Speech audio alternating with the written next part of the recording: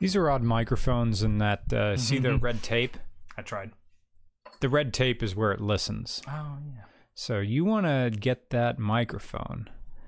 I'm just going to sit up. A little bit down here. And then you can sort of move it in. There we go. These microphones are pretty sensitive, so usually a full fanned finger away from you. Yeah. That works. They'd be good there. Good evening, guys. We weren't planning on doing this. This is Tony Airlines. This is RCR podcast number 52. So I'm working our way up to 100, I suppose. You wanted him back, and he's back. Commercial airline pilot here to answer your aeronautical questions. Tony Richardson. Also follow him on Instagram, Tony Airlines. Did I have that right? One word. Yep. Tony Airlines. One of the best Instagrams I ever follow. It's very mature, but very humorous of the commercial airline industry. You already have some super chat questions here. We're going to get into this, but because Tony is not, you don't have to fly again until when? Mid-November. November 14. Nice. Now, it doesn't mean you won't get called for like an emergency thing, but so he can be with us and we can have a few beers. We already had a few beers out tonight, but we have some trogs to help us through this. Yeah, Andrew the boy said it is airline questions today. I need to give a shout out to a brand who sent me some stuff. This is a supplement called Dreamfully. The company is WSN. They sent me a few stuff. They have a they were kind of funny. I thought I was getting a whole bottle of this and I only got like 3 pills. What this is a sleep aid. I have trouble sleeping because I have one of those minds that never shuts up. So when I go to bed, I think of a million things. So sometimes I take over-the-counter sleeping pills. I always take that when I'm out on the road. And when I have those overnight flights that are longer than 8 hours, I take that. Screw it. Give me chemicals. Knock me out. Dreamfully is one of these products that has Sherry's Berries. Is one of those all-natural stuff. Really what this is melatonin. Melatonin, you take melatonin, your body thinks you were out in the sun all day. Monica Harrison explained this to me. And he goes, oh, time to sleep. I get a side effect with this stuff, and I get horny dreams. Good. I'm talking, I wake up in the middle of the night, and I'm the Man of Steel. So, I mean, thank you to the guys who make Dreamfully. This is WB Naturals. Is the company. I told him like in an email, it's like, I'll plug your company. Thanks for the free product. But I got boners, man. These gave me nighttime chubs. Not that I'd mind it. The dreams were very enjoyable. I discovered kinks I never knew I had. So take these pills and jizz in your sheets. Yes. I didn't do that. But it is a nice alternative to taking over-the-counter sleeping pills. I'm going to quick answer this one super chat question. Henry, thoughts on the Pittsburgh shooting? Look, mental health is a real problem, and we're just not talking about it, and people need to seek help. But how do you answer that? How do you answer that question to people who think they're already sane and they're already loading rounds into? Well, you know, America's going through second puberty. What can I say? Yeah. So, but we're not here to talk about national news. We're here to dive into the wonderful, blissful abyss that is the national. What does NOAA stand for? National. Well, NOAA is weather, but National Oceanic Atmospheric Association. NOAA. When I think of these administrative weather programs, I just think of an office and all people care about is the weather. There is no politics. It is just the weather. Someone's playing maybe some low-tuned music on some radio somewhere. Yeah. You are hear the clacking of mechanical keyboards. You are listening to the National Weather Service here for central Pennsylvania. General humidity is 60 degrees under fair skies. Visibility unlimited. 2.83.343424. Wind south-southwest at 5 miles an hour. The high today was 75 degrees.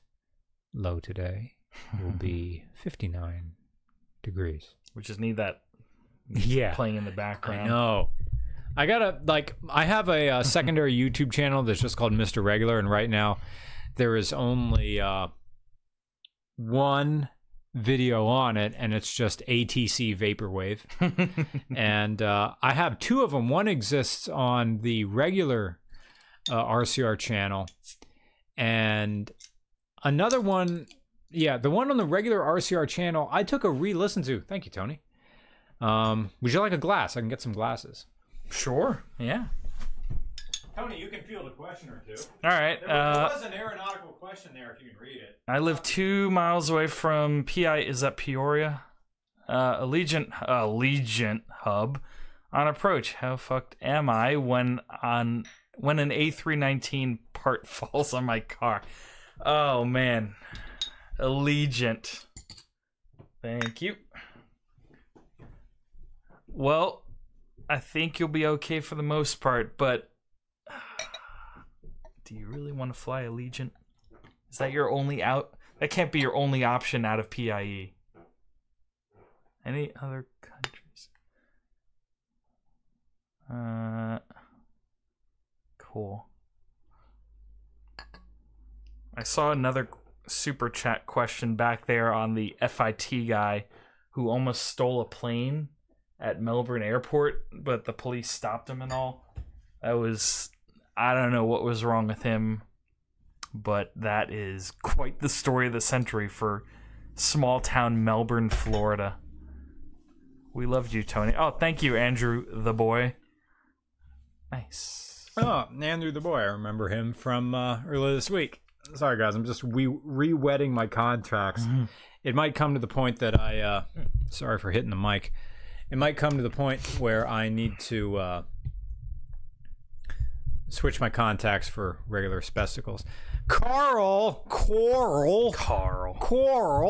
asks, what is my favorite WW2 aircraft? Great question for today. Okay. My favorite is based on a video game that I had for the Apple II in the 90s. The video game was called Wings of Fury, and it featured a Grumman F6F Hellcat. So that is my favorite airplane. I like that it was built to beat the Zero, and it was built to replace the F4F Wildcat. Mm-hmm. Samuel Hines, who I quote a lot because it's one of my favorite autobiographies, it's called Flights of Passage. There's lots of boob feels in it because it's the story of just really a teenager in World War II, or however old you were, as a pilot. And of course, they're all coming to age while in war. And they're like banging nurses and flying planes. And he flew a TBM Avenger, like we saw today at the Reading Air Museum. But at one point, like, he was on some island in the island hopping campaign. And there were 2 airstrips. There was his, a big one, and then there was like another one on the island, wherever this was, that was just like the maintenance and just storage runway. Mm-hmm. And him and his buddy went in there and bullshitted their way in there and just said, yeah, we're here to test something. I don't know what. They just sent us over here. Okay. Well, they're the ones that need... Sure enough, there was a bunch of planes that need testing, and there was some F4... Now, these are dive bomber pilots, Sam Hines and his friend. But there were a bunch of F4Fs and F6Fs there. It's like, yeah, take them around the pattern. And they said only. They loved the F4F, but they hated the F6F. They said it was a boring plane. It was competent enough, but without any personality. Yeah, because the F4F was so squirrely from everyone landing on aircraft carriers that they go to the F6F. It's like, oh, this is nice. Yeah. Land-based. Huh. The F6F, the wing was, it was like, it wasn't, what's the word for when the wing is on the bottom of the plane? It's a mono wing, but it's on the bottom of the plane. Oh, it was a low wing, but it was also a gull wing, where the wing goes sort of downwards and then upwards. I thought that was the F4U Corsair that had the gull Oh, wing. wait, the F4F. F4F. Oh, that's the Wildcat. Is that the Wildcat? The F4F Wildcat. The F4F Wildcat, the wing was in the middle of the fusion, perfectly in the middle, perfectly flat. It was like mid-wing. I think it's just called mid-wing. And he said all it did was it perfectly rolled because it was perfectly stable, but it was weird that the zero, it was underpowered, I suppose. Underpowered and underarmed. So, okay, that was the F6F Hellcat is my favorite WDO plane. What is yours? Douglas DC-3, which is the plane. cargo. Yeah, I like that plane. You like the big ladies. Radial.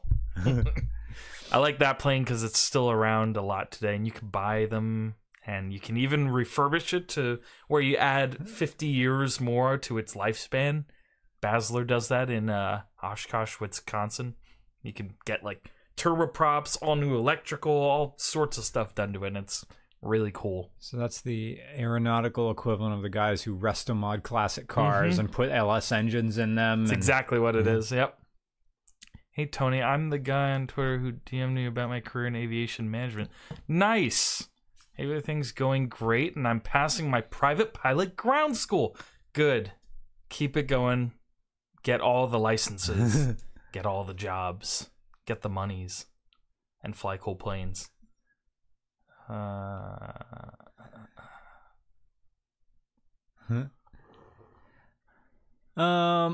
Just got back from my first car. This is Josh Vegan. Just got back from my first car meet. I backed my town car in right by a Huracan. Nice. Town car? So that's a Lincoln. Fancy. Right by a Lamborghini Huracan. That's the good thing about car meets is that they're desegregated. You can park anything next to anything. The hearse next to the Lotus. Yeah, that was... Dude, I was marshaling cars for my own car meet, and I'm like... Great. I saw the hearse come in. That Lotus is going right next to it. Can you Ellis swap a Piper Cessna? Okay. There is someone on YouTube who has some sort of Cessna or a Piper with an LS engine in it. I saw it taxi. I didn't see it fly. Thoughts? Good luck getting that approved, because now you're taking a perfectly normal category airplane and making it experimental. And if you watch that video, and you can search LS Cessna, and it's like the first thing that pops up. You watch that video, the guy starts it up, and you just see the wings just rock wildly every time he adds power, because there's so much torque in that thing, where you're going from a little tiny 160 horsepower engine like homing to this 400 and change horsepower engine. Like, I don't know if you're going to get cooling problems. I don't even know if that plane ever flew. You've gone from an air-cooled engine to a liquid-cooled engine that needs a radiator. Where would you put the radiator? Good luck. I'm pretty sure all that plane did was taxi around and start up and shut down. I don't know if it ever flew, because that video is pushing on almost 10 years old now. Thoughts on the Pan Am bankruptcy? How did it happen? There's a really good documentary on Pan Am on YouTube. Like, they were the world, and then they weren't. TWA, same fate. If you ask someone, like, I don't know, 40 years ago, would TWA or Pan Am ever go under? No way would that happen. And, well, here we are without a TWA or Pan Am. So, airlines like that, back then, before deregulation, which is a whole nother story, before deregulation, airlines were fine. They were making money, and then deregulation hit. And it changed a lot of stuff to the point where now the airlines were losing money on routes that they held specifically for them, because now other people were flying it. Oh, so certain cities to cities. We're now being serviced by multiple airlines, which would drag both their passenger numbers down, which they would both lose money for. Oh. The people that did benefit from deregulation were smaller startups doing more regional flying, where people weren't flying that much to, like, I don't know, Lancaster to Philly. I see Spirit Airlines and Frontier flying. Like when Nick, when we did RCR Chicago, we saw big banners within MDT, and because I'm with a pilot, I'm being all cool and not saying Harrisburg. Gotta figure out what MDT means. Yeah, Harrisburg Airport.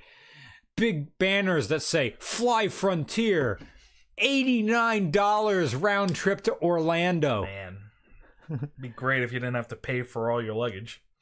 Oh, is that how they make their money back? Yeah, those low-cost carriers, or ultra-low-cost carriers, rather, they'll charge for anything other than little carry-on. Backpack. Well, anything more than a backpack or a briefcase. Okay. Are you getting water on those planes? You got to bring your own. Yeah. Oh, any airline's required to give water like any restaurant. But okay. Other than that, no. You don't get any other things other than a seat. Oh, man. I know I told you this on Telegram, but I saw at my grocery store the Milano cookies. And for people who don't know, my mom was a crew member on US Airways. I'm sorry, US Air is technically different than US Airways. Or are they the same? They're the same. Okay. One's pre and post merger, kind of, sort of. Okay. US Air on early super chat skip. Don't worry, I have them all. I have them all logged. Workforce 520. We're gonna get to them. I know. I see the very first one is Andrew the boy said, "Would you buy a 2005 Outback with 145,000 miles?" Yes, if I had written proof that the head gaskets were replaced, and the water pump was replaced, and the timing belt was replaced. Do all those three things, Subarus are fine. I have 175,000 miles on my Subaru Forester. I'm going to drive that thing into the ground. I know Tony Rumble really wanted it, but I really like my Forester. I'm going to drive that thing until it explodes. And I'm going to buy another 4th gen Forester. I'm becoming that weird old man, like, I like this certain car. I'm going to drive it forever. Steve G says, "Hey, Tony Air, glad you could fly into the podcast." Hey. I'm here. I have arrived. The Jacob Sapiro. Good to see you again, Jacob. Question for Tony. Can you read this? Yeah, that was the FIT thing that okay. This guy tried to steal an airliner that was just parked at an airport, somehow jumped the fence, and then got stopped by security. Oh. So, again, mental health. Workforce 520. Hello again, good sir. Your Grove Street post was hilarious. Oh, it was. Is that you? Yeah, I posted something on Instagram where I was driving in New York, and there's such bad traffic that I went through Amboy, which I never drive through the town. There was this little street called Grove Street, and I was like, oh, Grand Theft Auto San Andreas. So, of course, I had to snap that picture and make the whole quote. It was great. We still got to go back to Birdsboro because there's some guy there who repairs video arcade games, like cabinet arcade games. That I have an invite to go over there, and I still haven't gone. Nice. He has Road Blasters, which is the greatest driving arcade game in the world. 1987. Oh, it is so 80s. It is brilliant.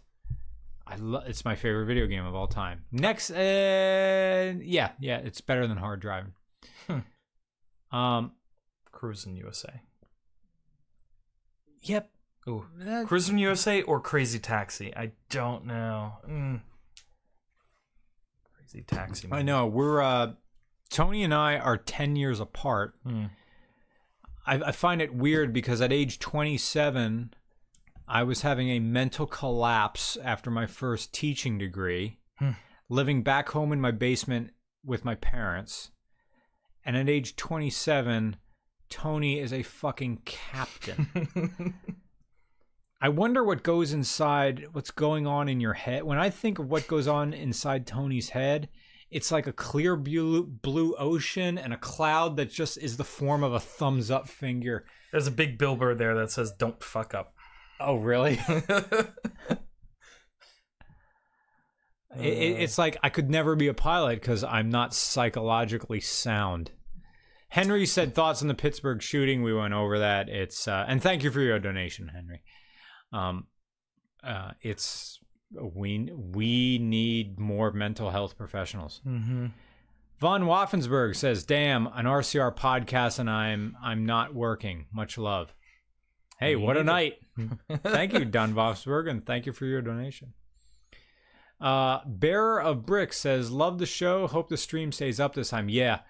What we're gonna do, Bearer of Bricks, is we're Nick and I are gonna do a podcast over at Steve Moyer Subaru again because we want to like change ISPs. We're gonna do it from a different perspective because what we want to see is my problem this old computer, or is it? And I'm pointing behind my webcam there. We can't see it, but if I bring the monitor up, you can see what we're doing. Mm-hmm. Is the problem this laptop, or is it that modem over there, or is it my ISP? Because if it is, if it's my ISP, that's going to be a problem. But if it's my laptop, I can buy a new laptop. I bought this laptop, I think, in 2012. So it has like 2 gigs of, like, start menu as Windows 7 on it, which I love. Yeah. Dude, my big computer over Windows there 10 that I built in 2014 is still rocking hard because my main computer kicks ass. I intentionally got a legit copy, bought a copy of Windows 7. Good. And it's running. It's great. Until you come out something better than Windows 7, I am not upgrading. So let's go on properties of my computer. See, then I try and play the Oculus Rift, and it's like, what are you doing? You can't have Windows 7. You need Windows 10 at least, or something like that. Like, I have on this computer. Oh, I have 6 gigs of RAM. Nice. I have Intel. Bless you. Bless you. i5. Bless you. I think it's a quad core. I think we were over this once before in a previous podcast where I just queued up the task manager. Is your laptop quad core. CPU usage right now is at a little up there, yeah. Yeah, it's at 66% of CPU usage, and 2.24 gigahertz of RAM is currently running. Downgrade to XP, that'll show them. Man, dude, I rocked XP from 2000, and you know what? Since it's ancient history, I had XP before other people had it. This was back when my college over at Kutztown, the entire campus was a T1 line, one network. Nice. The entire college was one network. We were sharing so much shit. Our Counter-Strike games were off all of the hooks. They were amazing. An entire college on one network. Nowadays they break it up through dorms, or I don't know what Kutztown University is doing, but we were running Windows XP in 2001. We had a pre-production release. I don't know how my roommate got it, but he had it, I had it, and I rocked Windows XP from 2001 until at least 2009 or something like that. From the regular chat, Don O'Donnell 23 says, you've made a few references to Vaporwave. Hey, we were just listening to it tonight when we got this beer. So satisfying. Do you have a favorite artist or album? Yes, I do. It is Vectroid. Now, Vectroid, of course, made Flower Shop, but Vectroid, and I think it's a she, or we can be general and just say they, made the best Vaporwave album, and it's called Neo Cali. Like California, Neo Cali. I have that on my Sansa Clip MP3 player, and that is my takeoff song. Nice. I have that. We all have to have a takeoff song. Do you have a takeoff song that plays in your head? Because you can't listen to music. Mine would be... Oh, what would it be? Either Green Onions. Is that by Booker T and the MGs? You are right. Or what would be a different one? That might be it. Ooh, Can't You Hear Me Knocking?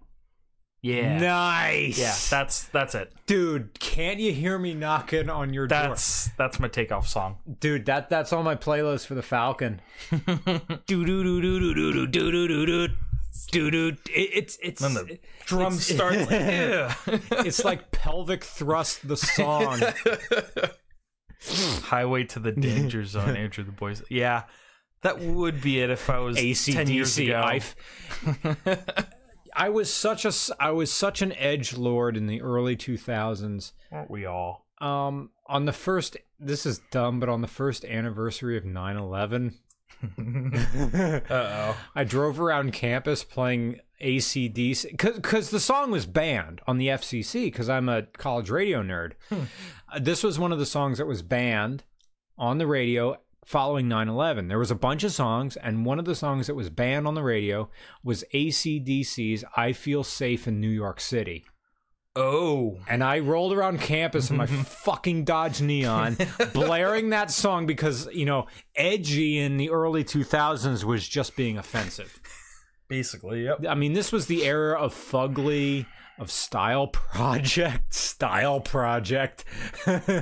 of E-Bombs World and all that stuff. 4chan. I was an edgelord.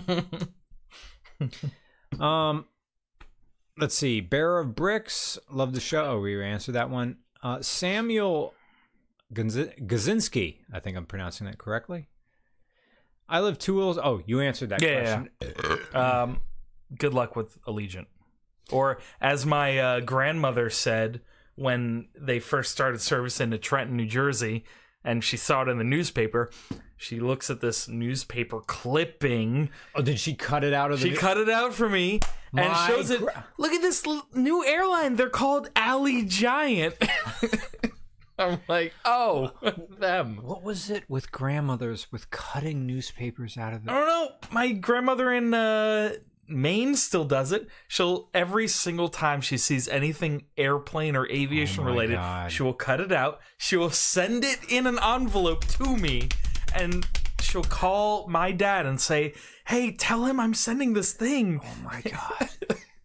My grandmother in her declining years, in her autumn years, like knew I was into cars, knew I was doing some kind of car reporting thing. Oh, would she do that too? Cutting out. And I'm like, weird. This is the greatest generation's version of Reddit. Yep. That's retweeting. Clip it out, send it in an envelope. That's retweeting. Robbie Steinmetz? Robbie Steinmetz? Yeah. Hey, Mr. Regular. Got any jokes about a 2008 Chrysler Sebring convertible? You're better with an umbrella. Sorry, that's my joke. Go ahead. The official car of Hollywood Casino and Racetrack. Oh, God. Chrysler Sebring. My landlord has one. The official car of a guy with a bush so thick it's creeping out through its fly. See, the whole deal of the Chrysler Sebring is it's a spiritual successor to the Chrysler LeBaron. The Chrysler LeBaron was cheap luxury, but at the time when it came out in the early 2000s, the early 80s, throughout the 70s, convertibles really weren't a thing. In the early 80s, they weren't a thing. And in Lee Iacocca's autobiography, he talked about we need to have a cheap convertible, like Ford used to have with the Falcon. Let's have a cheap convertible for everybody. Convertibles are always classy, and we don't really do cheap convertibles. See, these teens, we don't really do convertibles anymore. No. The Beetle, my mom just bought I think a Cabriolet. 2016 turbo Beetle convertible. Nice. If tomorrow's sunny, How much are those? 20? I don't want to ask. It's sort of a general MSRP of a turbo Beetle convertible. Curious. It's going to be in the 20s. It's, I don't know if it's a power top or not. I think it might be. I don't know. Depending on what you're doing, Tony's staying the night, so I don't know. Depending on what you do, if you want to go over and it's a sunny day, and if you want to drive. It's a cheap convertible. It's very comfortable in the inside, and honestly, since the Beetle is made on the Jetta, or is it a Golf? No, the Jetta's made from the Golf. I thought because the Golf is older than the Jetta. People in the chat will answer. I'll Wikipedia that later. What is the Beetle based on? I think it's a Golf. So it drives like a Golf with the roof cut off. So anyway, you're asking about 2008 Chrysler Sebring. It is a cheap convertible. For the masses. That leaks. I look at the cheap convertible. I look at the Chrysler Sebring as trash class. So that's why my landlord drives. It's the gold medallion. It's not even a Fox body convertible. It's people retire. They want to have that nice car to go to cruise to Boca Raton, Florida. Taking the wife with me. Oh, white on white. We got ourselves a drop top. Great, you paid $18,000 for Chrysler Sebring. The thing is, like, Chrysler Sebring convertibles are fun. Like, you chop the roof off of anything, there's fun. I remember I was at Chrysler Nationals, and some guy was rolling around with, like, a Chrysler Cirrus that they sawzawed the... No! it was something. It was like a Chrysler Concorde or something like that from the early 2000s, and these group of heroes. It's like a bunch of guys in college. They probably all went into this car for like $1,500 total. Like, hey man, let's saw off the top. Do the saw off the top. And they saw it off the top and they duct tape over them, and they're rolling around Chrysler Nationals and like this thing, and they're laughing, they're fun, they're cracking beers. I'm like, good on you, man. See, when you take the roof off of a car, anything becomes great. They probably drove that car home, took it to a junkyard, and like we had a fun time. Thanks, Robbie. We're gonna move on here. John Woods says, mentioned on a previous podcast that I was going to look at a 67 Dart, and you bought it. Nice. John bought the Dart. You love it. The Nova Video 2 sold me on trying a car from the 60s. Dude, cars from the 60s, the pinnacle of style and the simplest of construction, man. You're not going to go as fast as modern cars, but you're going to feel like you're going a million miles an hour. I love my Falcon. Tony here wants to buy a what generation? First gen. A first gen Corvair. Yeah. The Dodge Dart I saw played a really fun stunt role in one of my favorite movies. It's a Mad World from 1963. While you're explaining this, I'm gonna where one of the characters from the movie just freaking floors it. Lemon or lime? Oh, yeah, let's do a lemon. See how that goes. Yeah, this was a 63 movie, so I guess it's a 1960 Dodge Dart, and he's just flooring it down an interstate, and in the movie it gets like airborne. I don't know if that was a stunt double or not, but it was a cool scene. So there was another scene in that movie where everyone's in a race and the mother-in-law is driving with like the husband and wife, and she's like, "We're in the Imperial and we're doing last," and I didn't get the joke because Imperials aren't really around. I saw someone commented favorite airline, or which airline is best airline. Okay, you're talking about carriers, I suppose. It's tough. See, when I started RCR, we took a trip on Virgin America. That thing was like vapor. Do you need another glass? Oh. I just refilled that glass. Dude, who are you talking to? I got plenty of glasses. Okay, cool. I'll be right back. Where'd the bottle Virgin opener America, go? fucking amazing. Oh, I have the bottle opener. Virgin America was nice, and now they are Alaska. So hopefully they can be good. Someone says get a Corvair ramp fan. I know what he's talking about. Is that the hatch? That's a pickup truck made out of when they turn the Corvair into a pickup truck. It's a cab over pickup. Well, okay. Cool. It is what they did was they took a Corvair. The engine's still in the same place. Okay. But there is a bed on top of it. On top of the engine. Okay, so Leno has one, of course. Interesting. I've seen like a station wagon Corvair. Nice. I've never seen. Did you see that when we were you there the one time when we were at the one Cars and Coffee down in Westchester and there was a guy with a Corvair van? Yes, the brown van. Yeah. Oh my god, that thing was cool. That was cool. Okay, I could see myself driving one of those. It's weird brown. Crazy van. Ivan 2 times, more like every time. I didn't know that was a Corvair at the time. Shoot, I would have asked more questions. Anyway. Happy Halloween. Happy Halloween to you too. It's Monday. Halloween is on Wednesday. What are your plans? Love the show. I don't have a costume. I may have a dope costume in like a year. But this year I never planned for Halloween. Do you get a lot of trick-or-treaters here, I guess? We have a designated trick-or-treat night in this town. Ooh. They're all running around. Oh, nice. Last year, I handed out candy, but because this is an apartment building, I just hung out outside, and I had a basket. That works. And I didn't hand out candy.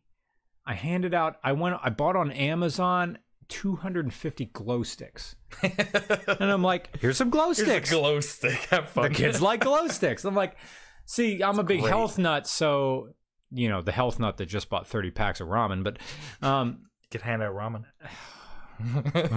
That'd be like college town. Yeah. Dude, when I was in college in Kutztown University, my floor, the third floor of Lehigh, won the decorating contest for our hall 2 years running. When I ran that. And we turned our hall into a haunted house and we were making kids cry. What we did is we went to Walmart and bought that black plastic sheeting like you would put like down. Bed sheeting? Yeah. Bed sheeting? Black plastic sheeting. It's plastic. It's a gigantic roll of plastic. Think of a roll of... like what you cover a table with at a party, maybe? More industrial than that. Okay. Think of, when some people have gardens and they don't want weeds growing up, they'll put down black plastic and then put mulch on top of that and then plant their flowers on top of that. That stuff. Or some people use it for, Mm-hmm. We covered our entire interior of the hall and made it dark. Pitch dark. The first year, we didn't tell anybody and we even went over the exit signs. This was dark in there. Our hall was an L shape, so there was only one turn in it. So, someone said vapor barrier, right? A vapor barrier when you're during instruction. Okay. So, thank you, my daily upload. When our hall was the shape of an L. So the first bit before the 90-degree turn. We fucked with their heads. We had nothing there. No decorations, no nothing. We just forced them to walk through 20 yards of blackness. Nothing, to just let their minds going. Then we had a strobe light. Then we had somebody's computer speakers just playing spooky music. Then Great. we hung the move where you hang string from the ceiling and you make people walk through it and they feel it on their heads. No. And then we had some jump scare people going, ugh.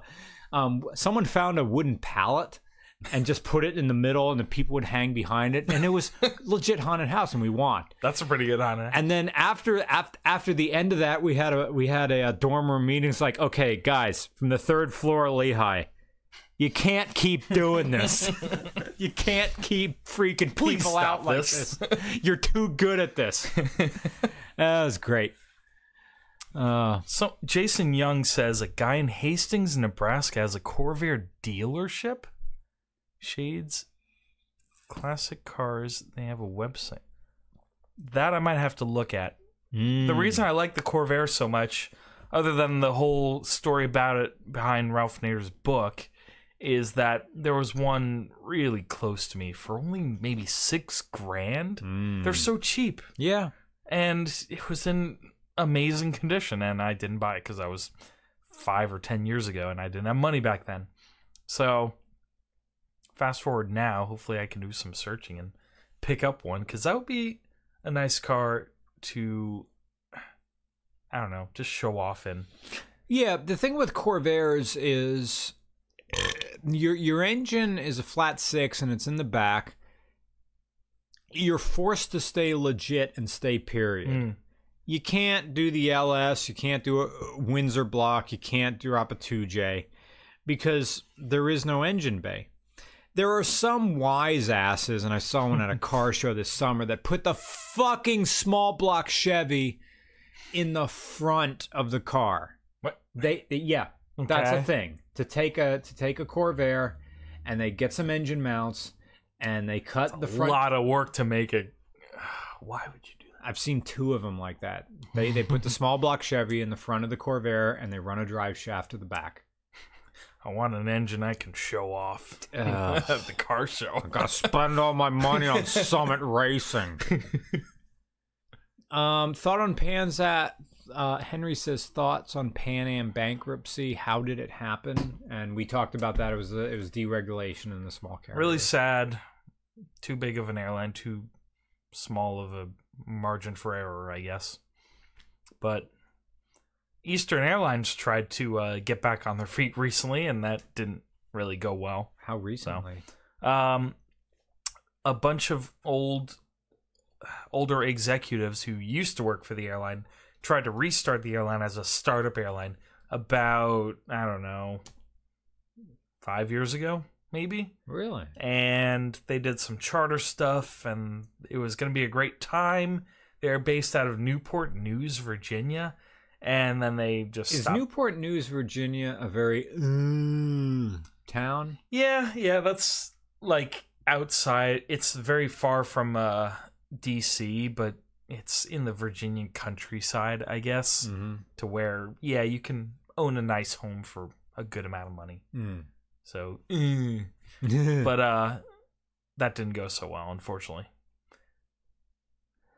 Huh. Will the U.S. ever make... CIC 2320 asks in the normal chat, will the U.S. ever make a supersonic transport, and should we? That is a good question. As an airline pilot, what do you think? And I'm going to get some water while you mull this over. The supersonic... That's enough. All these stories. The supersonic transport was the U.S. saying, we need our Concorde of our own. And there were so many... Hello, Corinne. There's so many, I guess, attempts at a supersonic transport in the U.S. that we had several companies competing to be who would be the number one. And that was the cool thing to say you would do, is we're going to build a supersonic Mach 2 aircraft that will fly from, I don't know, Miami to L.A. in a couple of hours. But then there's all sorts of regulations in regarding to making supersonic booms, which is you can't. and that kind of stopped dead in the water. Now the question was, do you think we need another? No. That's because you're not... Yes, you're paying for the luxury, and this is, I guess, how British Airways saw it. You were paying for the luxury of getting from New York to London in 4 hours. And yes, that's great, but it never really made any money because that's what it was, a luxury. And people don't want to pay so much of a luxury to where it's not affordable and not profitable. So I don't think we're going to see, at least in the next 10 or 20 years, I don't think we'll see any supersonic anything. Unless it's maybe, I don't know, a private jet or something like that. Emirates. Yeah, they have the money to. Every now and again, Matt Farah talks about the glory that is Emirates. They're great because they're a government-subsidized airline. You were talking earlier, I think one of the times we were just hanging out about the idea of Flagship Airlines. Is American Airlines our flagship or no? We don't have any. Okay. Because in our point of view, it would be unfair to call any specific airline the best airline because everyone would fly that. And everyone would give their money to them, and it would make the other airlines lose. So the U.S. does not have a flag carrier. Europe does, or UK does. British Airways, Air France, a lot of countries do. Is Lufthansa? I guess that's Germany, yeah. Qantas? Australia. Qantas. Air New Zealand, probably. Mm-hmm. What else? Well, then name your country and airlines. Raiden Ninja, is that what you're reading? Yeah. Did you hear about the cancellation of the new Mexico City Air? This I don't know about. Thoughts on that? Apparently the president-elect canceled the construction, and 13, I'm guessing that's billion, bucks are now gone. There is some country in Spain that has the same exact problem where they built this awesome, amazing, elaborate airport. It might be Madrid or Barcelona, I don't know. But they built this amazing airport and it just sits unused. Oh, Montreal has the same problem with those of you who know Montreal. Mirabel? I don't know if I'm pronouncing that right. Montreal has its own, I guess it's called a white elephant. I don't know about the Mexico City one, but I guess they're going to have to find a new use for that land. Who knows? Have you flown in and out of Montreal? I have flown out of Montreal, Trudeau. I hope I'm pronouncing the president's name right. Justin Trudeau. Are there any Canadians in the chat? I've flown out of Montreal, and that is one of my favorite Canadian cities. Yes, it is French Canada. Hate me. Yes, the other one with the long runways next to Trudeau. That airport is Canada's white elephant in the sense that that was supposed to replace Trudeau Airport in terms of international traffic, and now it just sits unused. So, oh well, better luck next time. Andrew the Boy says, not air related, but I saw Huracan today. In Huracan in small West Virginia, which I'm guessing is a town, or in a small area in West Virginia, which is weirder. Where's this? Andrew the Boy, right there. Huracan in small West Virginia. If you want to pronounce it right, you call it Huracan. Huracan. Porsche. Sorry, Steph. Lamborghini. Nice. Can I have another take on that? Can I have another take? Lamborghini. Sexy. F5 to freedom. Yes. I miss Continental Airlines. What's that? That's that airline that merged with United, and they still have the Continental logo on the tail of United, which is cool, I guess. United Airlines, they managed to make a 1-hour layover in Houston to 5 hours. Ew. Philly to Las Vegas. Houston is a nice airport, though. I do a lot of Texas flying, which includes Houston, Dallas, and Austin, and I love having overnights there because it's like going to the West Coast, but not really. You're kind of halfway there, and it's still different to where you have things like Whataburger or, I don't know, In-N-Out Burger, things you never see on the East Coast.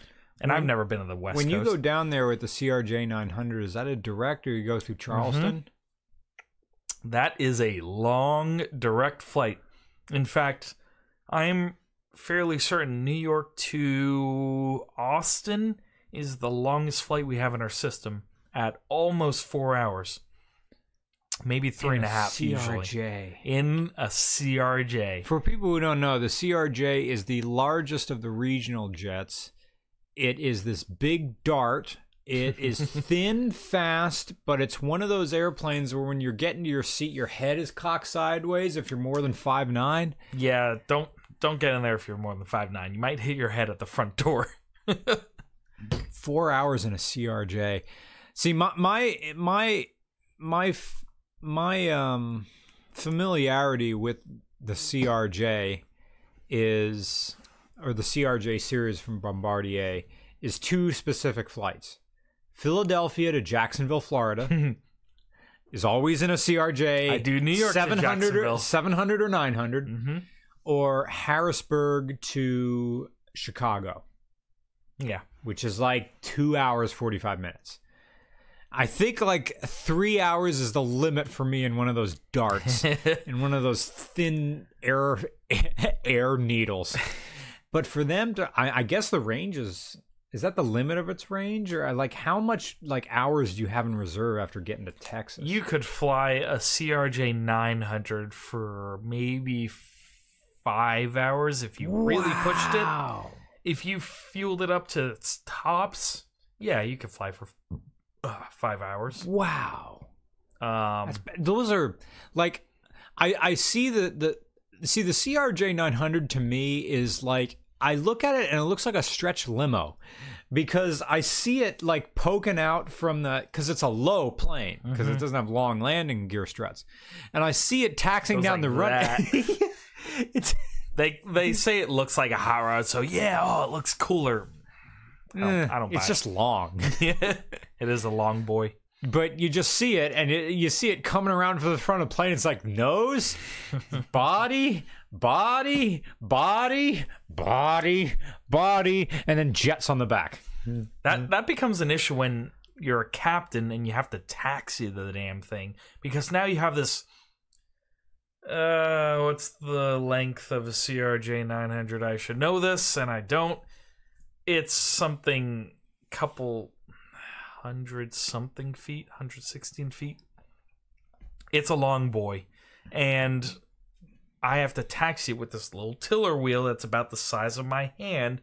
I have to taxi it on the ground with that, and trying to line that up with a single line when you're 90 degrees from this line, that is one of the most difficult things I am facing. Is like the hardest part is driving the plane on the ground, because it's so long and you're so forward of the main gear that if you have to time it perfectly or you'll be like crooked or something like that. And like, I want to say people eBayed in the thing and said 119 feet. Thank you. Oh, it's close. 119 feet.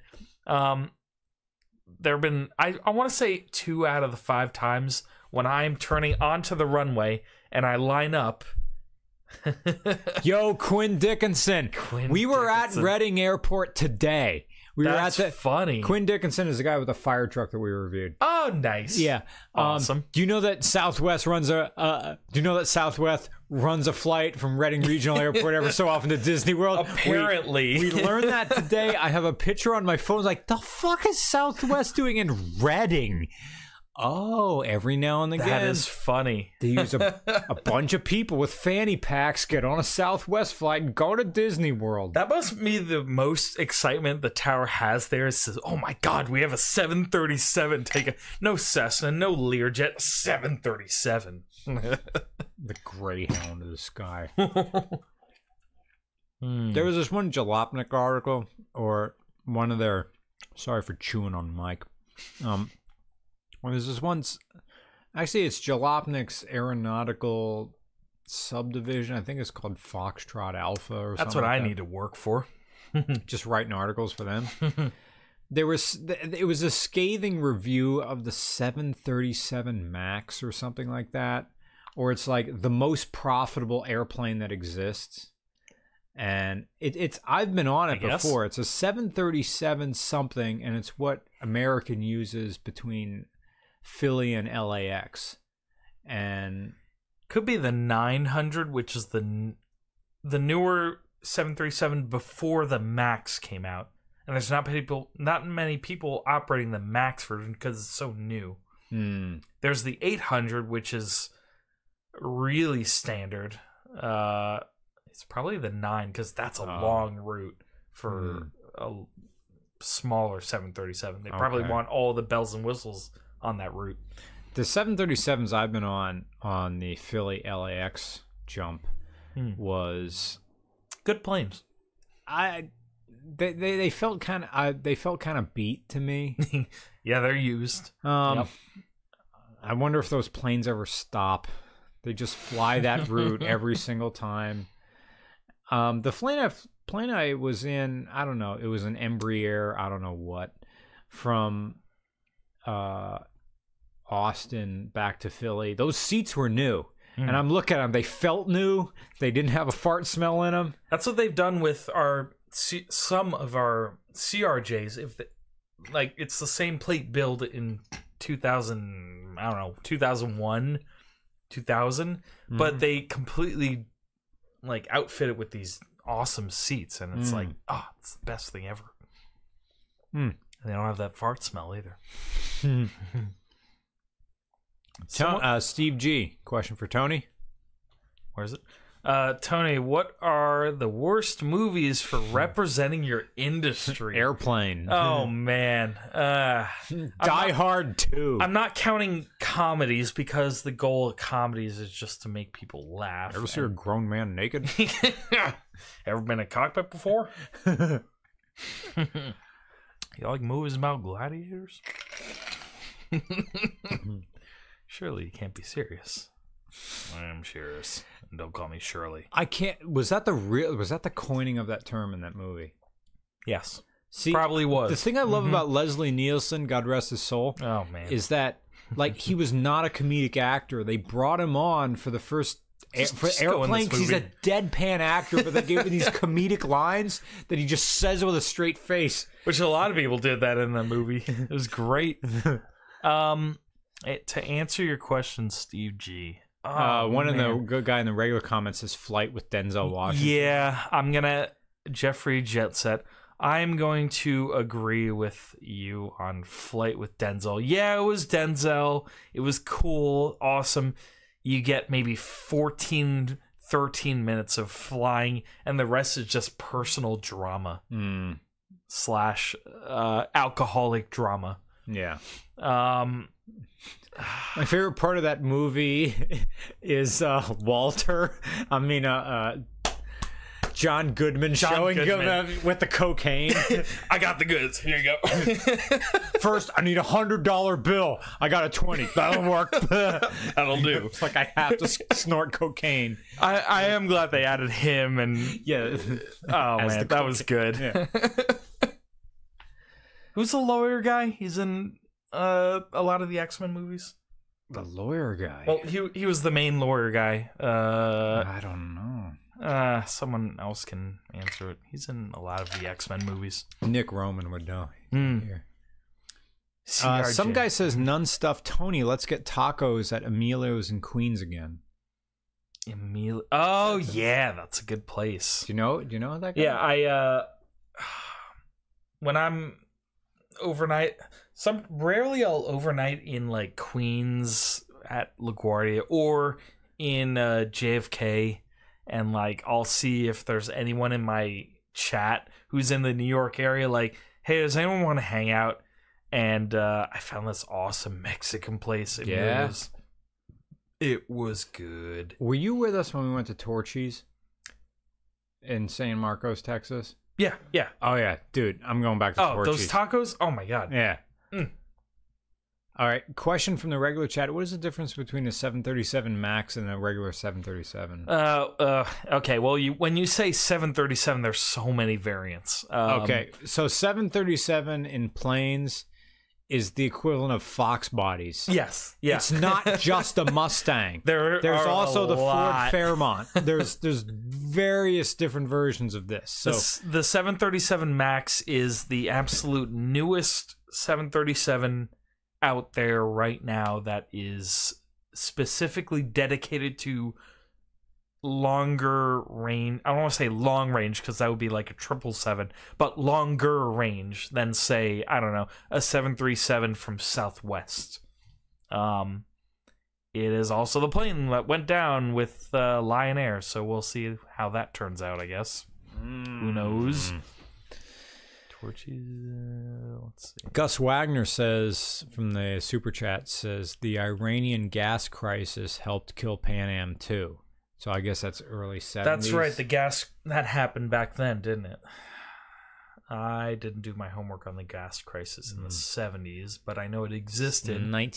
Technically the end of 1971. Oil prices skyrocketed back then, and a lot of airlines were struggling. Especially with people with massive airlines like Pan Am, who flew massive planes like the 747, which guzzled oil. That was also an issue. So it wasn't doomed from the start until deregulation, high fuel and oil prices, and I think those two might have killed both TWA and Pan Am, aside from, the crashes that happened back then. Yeah. Other than that, it's kind of sad that they're gone. CTR Lee from the regular chat. You can think about this question for a second right there, and I'm going to answer some super chat questions. Early super chat skipped from Workhorse 520. Well, hopefully we've got to every single one of them. Sean Simon says that the SR-71 Blackbird equal the Buick Grand National. I like the way you think, but because they're both black does not mean they're equal. The SR-71 Blackbird is a government plane. And you got to think of something technologically advanced for its time. I'm going to go with Bugatti Veyron because this is something that just guzzles gas and funds and everything. And is this black project, and nothing ever really can top it again. And it's true speed, even though I think James May tested its top speed. I think the true top speed of the SR-71 remains classified. They said the top speed, I had this, when I was growing up, I had this big book of facts on planes. Nice. And the top speed of the SR-71 said 3.1, Mach 3.1. And, but there was this one documentary of people saying that it goes way faster. Not way faster, but it goes faster than 3.1. The fastest I can do is Mach 0.82. And that's if I'm lucky and I'm high enough to get Mach 0.82. I'm like, oh man, we're really speeding now. No, that SR-71 is doing 3 times the speed of you. Yeah, so I look at the SR-71 as like a Bugatti Veyron or something like that. Andrew Probert says, if you're in South Carolina, would you want to do a 2002 Isuzu Rodeo? All you have to do, Andrew, is regularcarreviews@gmail.com, year, make, model, city, state, and include your phone number in the email. That way I can save it. That is regularcars@gmail.com. You are listening to the radio voice of Kutztown University, broadcasting at 88.3 FM, 1670 AM, and on the line at kur.com/Kutztown. And now back, we have some announcements from Campus outreach. Thank you. And jazz. Two questions. One about the Lion Air crash that just happened yesterday. It's way too early to speculate on that. Even though there is data on flight radar about it doing 7,000 feet per minute down at 350 knots, but it's still way too early to speculate. So just wait before you assume everything. And the other question was about the A380 reaching its peak time of service. The A380, it's hard to believe that thing is over 10 years old now since its first flight in the late zeros. But honestly, it's just too big of an airplane. And there's a reason why you don't see any U.S. operators touching that airplane. It's because it's too big. They don't want such a big of an airplane that they need to just cram everybody in there and try and make money. It needs it needs two jetways. It does, yeah. Top and bottom.